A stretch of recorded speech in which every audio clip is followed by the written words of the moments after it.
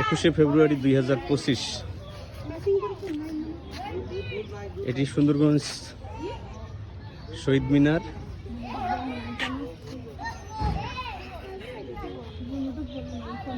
যেখানে স্কুল কলেজের ছাত্রছাত্রী, সর্বস্তরের মানুষ শহীদদের শ্রদ্ধা জানানোর জন্য আসেন। কিন্তু অত্যন্ত দুঃখ এবং পরিতাপের বিষয়, এবারে সর্বোচ্চ 10 থেকে 12টি প্রতিষ্ঠান ফুল দিতে এসেছিল।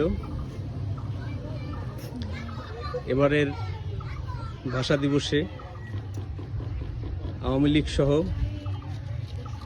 14 দলের সহযোগী দল কেউই ফুল দিতে আসেনি, যার কারণে শহীদ মিনার অত্যন্ত জনশূন্য।